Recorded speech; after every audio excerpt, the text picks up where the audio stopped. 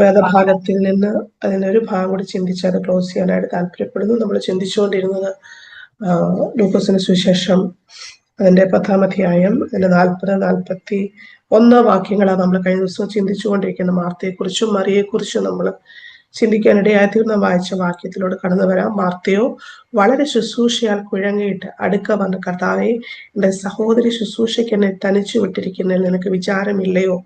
എന്നെ സഹായിപ്പാൻ അവളോട് കൽപ്പിച്ചാലും എന്ന് പറഞ്ഞു. കർത്താവ് അവളോട്, മാർത്തയെ, മാർത്തയെ, നീ പലതിനെ ചൊല്ലി വിചാരപ്പെട്ടു മനം കലങ്ങിയും ഇരിക്കുന്നു. എന്നാൽ അല്പമേ വേണ്ടു, അല്ല ഒന്നു മതി. മറിയ നല്ല അംശം തിരഞ്ഞെടുത്തിരിക്കുന്നു, അത് ആരും അവളോട് അപഹരിക്കുകയില്ല. ചിന്തിക്കാൻ ആഗ്രഹിക്കുന്ന വാക്യം 42. എന്നാൽ അല്പമേ വേണ്ടു, അല്ല ഒന്നു മതി. മറിയ നല്ല അംശം തിരഞ്ഞെടുത്തിരിക്കുന്നു, അത് ആരും അവളോട് അപഹരിക്കുകയില്ല. അവിടെ കഥ പറയുന്നതാണ്. ഹല്ലേലൂയ, സ്തോത്രം. But one thing is needed. Hallelujah, one thing is needed. Hallelujah. കർത്താവ് അവിടെ മറിയുമായിട്ട് അല്ലെങ്കിൽ മാർത്തയുമായിട്ട് ഇന്ററാക്ട് ചെയ്യുമ്പോൾ, മാർത്ത കുക്ക് ചെയ്യാൻ പോയതിനെ കുറിച്ച് അല്ലെങ്കിൽ മാർത്ത ശുശ്രൂഷകൾ ഏർപ്പെട്ടു എന്ന് പറയുന്ന ആക്ടിവിറ്റീസിനെയോ കർത്താവ് അവിടെ അറ്റാക്ക് ചെയ്യുന്നില്ല. മറിച്ച് മറിയോട് ഒരു കറക്ഷനാണ് കർത്താവ് അവിടെ കൊടുക്കുന്നത്. മറിയെ, നീ ചെയ്ത കാര്യം മോശമായി പോയെന്നോ അല്ലെങ്കിൽ നീ വെറുതെ ടൈം സ്പെൻഡ് ചെയ്യൊന്നുമല്ല കർത്താവ് പറയുന്ന ഒരു കറക്ഷൻ കർത്താവ് കൊടുക്കുകയാണ്. One thing is needed. അല്പമേ വേണ്ടു, അതായത് ഒറ്റ കാര്യം മതി, ഒറ്റ കാര്യം മതി. ഒരു കാര്യം ചെയ്യാൻ നീ വിട്ടുപോയി മാർത്തേ എന്നുള്ളൊരു കാര്യം കർത്താവ് അവിടെ ഓർപ്പിക്കുകയാണ്. സ്തോത്രം. ജീവിതത്തിൽ പലപ്പോഴും പല വിശ്വാസികളോടുള്ള ബന്ധത്തിലും അത് സംഭവിക്കുന്ന ഒരു കാര്യമാണ്. നാം കർത്താവിന് വേണ്ടി ഒരുപാട് കാര്യങ്ങൾ ഒരുപക്ഷെ നാം ചെയ്തെന്നിരിക്കാം. ഫോർ എക്സാമ്പിൾ, ഹാലയില് പല ആക്ടിവിറ്റീസിൽ നമ്മൾ പങ്കെടുത്തുന്നിരിക്കാം കർത്താവിന്റെ നാമത്തില്. ഹാലയില് അതല്ലെങ്കിൽ നമ്മൾ എന്താ പറയാ, നമ്മൾ പ്രാർത്ഥിക്കുന്നവരായിരിക്കാം, ഒക്കെ നമ്മൾ ചെയ്യുന്നവരായിരിക്കാം. പക്ഷെ എല്ലാവരിലുപരി ദൈവവുമായിട്ടുള്ള ഫെലോഷിപ്പ്, കർത്താവുമായിട്ടുള്ള പിതാവുമായിട്ടുള്ള ആ ഒരു ബന്ധം, ഒരു ഫെലോഷിപ്പ്, ആ പ്രസൻസിനെ കൊതിക്കുന്നത് ആകാതെ നമ്മൾ മറ്റെന്ത് കാര്യങ്ങൾ ചെയ്താലും ഏർപ്പെട്ടാലും അതിൽ ഒരു കാര്യവും ഇല്ല എന്നുള്ളൊരു കാര്യമാണ് ഇവിടെ കർത്താവ് പറയുന്നത്. യഥാർത്ഥത്തിൽ യേശുവുമായിട്ട് ഒരു ഭയങ്കര പ്രസൻസിൽ മാർത്ത ഇരിക്കുമായിരുന്നെങ്കിൽ അവൾ ചെയ്യുന്ന ശുശ്രൂഷ അവൾക്കൊരിക്കലും ഒരു ബേർഡനായിട്ട് വരത്തില്ലായിരുന്നു. എനിക്ക് എന്നെ സഹായിപ്പാൻ ആരുമില്ല, സഹോദരി എന്നെ തനിച്ചു വിട്ടിരിക്കുന്നു എന്നൊരു കംപ്ലൈന്റ് അവിടെ വരത്തില്ല. കംപ്ലൈന്റ് മാറി അതും ഒരു ഡിവോഷന്റെ ഭാഗമായിട്ട് എൻജോയ് ചെയ്ത് ജോയ്ഫുൾ ആയിട്ട് അവൾക്ക് ആ ശുശ്രൂഷ ചെയ്തെടുക്കാൻ സാധിക്കുമായിരുന്നു.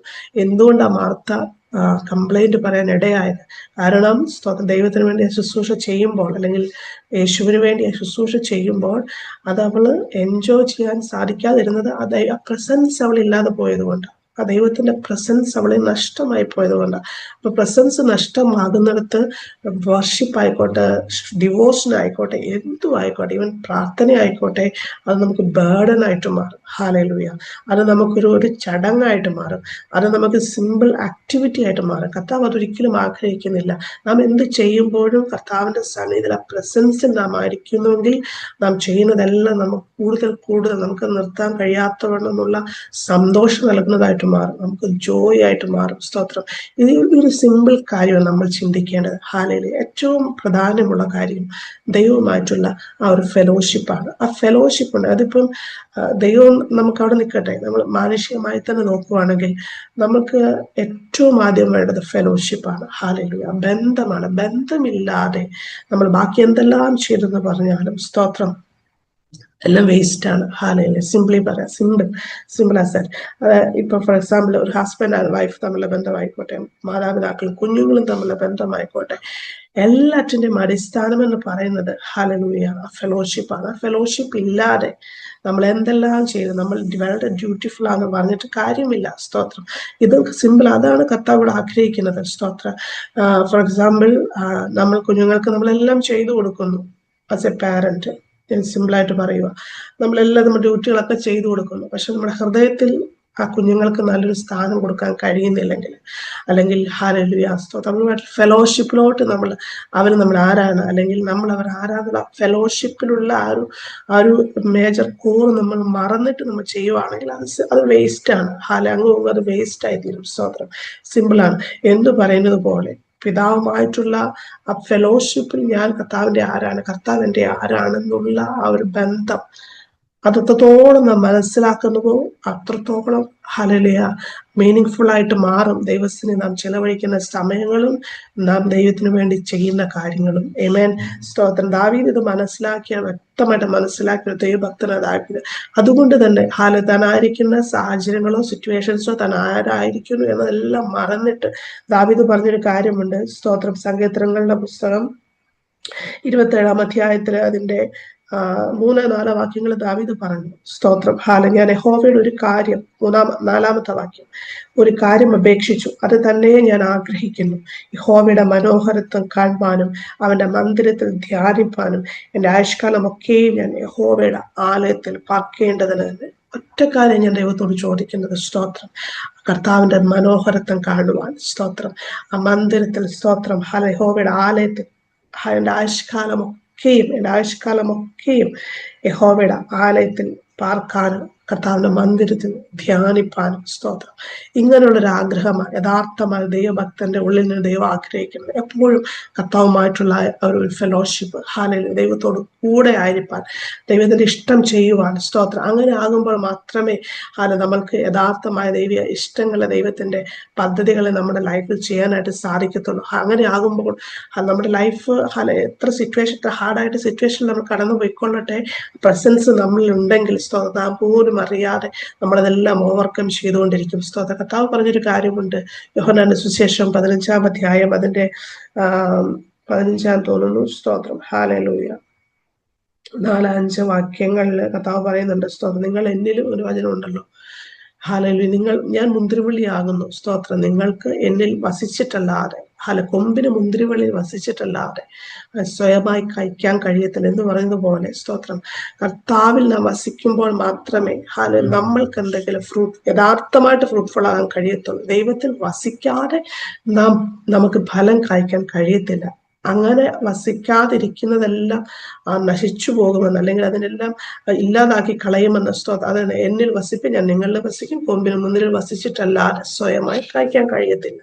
വസിച്ചിട്ടില്ല എങ്കിൽ, സ്തോത്രം, നമ്മൾക്ക് ജീവിക്കാൻ കഴിയത്തില്ല, നമുക്ക് നിലനിൽപ്പാൻ കഴിയത്തില്ല എന്നുള്ള വലിയൊരു സത്യം കർത്താവോടെ പറയുക. സ്തോത്രം. നാം അതുകൊണ്ട് നമ്മെ തമ്മിൽ പരിശോധിക്കുക. യഥാർത്ഥമായി നാം കർത്താവിൽ വസിക്കുന്നുണ്ടോ, നമ്മുടെ ഹൃദയം കൊണ്ട് നാം കർത്താവിനെ സേവിക്കുന്നുണ്ടോ. കഴിഞ്ഞ ദിവസം ഞാൻ ഓർപ്പിച്ചതുപോലെ മാർത്ത ഹാൻഡ്സ് കൊണ്ട്, അവളുടെ കൈകൾ കൊണ്ട് അവൾ സ്നേഹിക്കുന്നുണ്ടായിരുന്നു. സ്തോത്രം. അവൾ കർത്താവിന് വേണ്ടി ശുശ്രൂഷണം ചെയ്യുന്നുണ്ടായിരുന്നു. പക്ഷെ ഹൃദയം കൊടുക്കാൻ അവൾ വിട്ടുപോയി. അവിടെ ഹൃദയം പൂർണ്ണമായി കർത്താവിൽ വിട്ടുകൊടുക്കാൻ, സബ്മിറ്റ് ചെയ്യാൻ അവള് മറന്നുപോയത് കൊണ്ട്, അവളത് ചെയ്യാത്തത് കൊണ്ടാണ് അവള് ഹൃദയം കലങ്ങുവാൻ ഇടയായിത്തീർന്നത്. അവളുടെ മനസ്സ് പലതിനെ ചൊല്ലി വിചാരപ്പെടുവാൻ ഇടയായിത്തീർന്നത്. അല്ലെങ്കിൽ അവിടെ നിൽക്കുന്ന, അല്ലെങ്കിൽ സഹോദരിയെ കുറിച്ച് അവൾ കുറ്റം പറയാൻ ഇടയായത്, അല്ലെങ്കിൽ സഹോദരി എന്നെ സഹായിക്കുന്നില്ല എന്ന് പറയാൻ ഇടയായത്. സ്തോത്രം. ആ പ്രസൻസ്, അല്ലെങ്കിൽ അതിനുള്ള കൊതി അവളിൽ നിന്ന് മാറി. സ്തോത്രം. ആക്ടിവിറ്റീസ് ചെയ്ത് ഹല്ലേലൂയ. അവൾ ഓർത്തു യേശുവിന് വേണ്ടത് കുറെ ഡിഷസ് അല്ലെങ്കിൽ കുറെ പാത്രങ്ങളെ ഹല്ലേലൂയ യേശുവിന് വേണ്ടതെന്ന് അവളൊരു പക്ഷെ ചിന്തിച്ച് കാണാം. സ്തോത്രം. പക്ഷെ യേശുവിന് യഥാർത്ഥമായിട്ട് വേണ്ടത് അതല്ലായിരുന്നു. സ്തോത്രം. മാർത്തയ്ക്ക് യേശുവിനെ വേണമെന്ന് മാർത്ത അറിയാതെ പോയി. സ്തോത്രം. ഹല്ലേലൂയ. മറിച്ച് യേശുവിന് മാർത്തയല്ലായിരുന്നു വേണ്ടത്, മാർത്തയ്ക്ക് യേശുവിനെയായിരുന്നു വേണ്ടതെന്നുള്ള വലിയ സത്യം മാർത്ത മറന്നുപോയത് കൊണ്ട്, സ്തോത്രം, അവരുടെ ലൈഫ് വളരെ ആൻസൈറ്റീസിലും അല്ലെങ്കിൽ പിറുപുറക്കലുകളിലും കലക്കത്തിലും അവസാനിക്കുന്ന ഒരു സ്റ്റേജ് നമ്മളോട് കാണുക. എന്നാൽ കർത്താവ് അതിനെ തിരുത്താനിടയായി ചെന്നു. ഇതെല്ലാം മാർത്തയെ നിനക്ക് വേണ്ടത് എൻ്റെ പ്രസൻസ് ആണ്, ഫെലോഷിപ്പ് വിത്ത് മീ, ഞാനുമായിട്ടുള്ള ആ ഒരു ഫെലോഷിപ്പാണ് മാർത്തയെ നിനക്ക് വേണ്ടത്. അതുകൊണ്ട് ഈ പകൽക്കാലം കർത്താവിന്റെ സന്നിധി നമ്മൾ ഏൽപ്പിച്ചു കൊടുക്കാം. ദൈവം തമ്മിലുള്ള ആ ബന്ധം എങ്ങനെയാ, ആ ഫെലോഷിപ്പ് എങ്ങനെയാ. സ്തോത്രം. അതിനെ പിടിച്ചു കൊടുക്കാൻ മറ്റെന്തെങ്കിലുമൊക്കെ വന്ന് ഷെയ്ക്ക് ചെയ്യുമ്പോൾ മാറിപ്പോകുന്ന ഫെലോഷിപ്പാണോ അത്? ഹല്ലേലൂയ. ജീവിതത്തിലെ തിരക്കുകളും പ്രയാസങ്ങളൊക്കെ വരുമ്പോഴേക്കും ആ ഫെലോഷിപ്പ് മാറ്റി വെച്ചിരുന്ന മറ്റു പലതിലോട്ട് പോകുന്ന തരത്തിലുള്ള ഒരു ഫെലോഷിപ്പാണ് നമുക്ക് ഉള്ളത്. അതല്ല, മറിച്ച് കിട്ടുന്ന സമയം ദൈവത്തിന് ജോയ്ഫുൾ ആയിട്ട്, ഇത് ഏറ്റവും പ്രയോറിറ്റി ഉള്ള ടൈമാണ്, ഇതാണ് എനിക്ക് ഏറ്റവും വലിയ ടൈം എന്ന് ചിന്തിച്ച് ദൈവത്തിന് കൊടുക്കുന്ന സമയമാണെങ്കിൽ നമുക്ക് ചിന്തിക്കാം, നമ്മൾ റൈറ്റ് ട്രാക്കിലാണ്, നമ്മൾ റൈറ്റ് പാത്തിലാണ്, റൈറ്റ് ഫെലോഷിപ്പിലാണ്. ഹല്ലേലൂയ. ഈ ദിവസങ്ങളിൽ അങ്ങനെ ദൈവവുമായിട്ടുള്ള ആഴമേറിയ ബന്ധത്തിലോട്ട് വരുവാൻ ഹല്ലേലൂയ പരിശുദ്ധ ആത്മാവ് നമ്മെ ഓരോരുത്തരെയും സഹായിക്കട്ടെ. ഈ വചനങ്ങളെ കർത്താവ് ഇപ്പോൾ കാലം നമ്മെ അനുഗ്രഹിക്കട്ടെ. തുടർന്നുള്ള നിമിഷങ്ങൾ പ്രാർത്ഥനാ വിഷയങ്ങളുണ്ടെങ്കിൽ അത് ഷെയർ ചെയ്യാൻ നമ്മെ സഹായിക്കട്ടെ.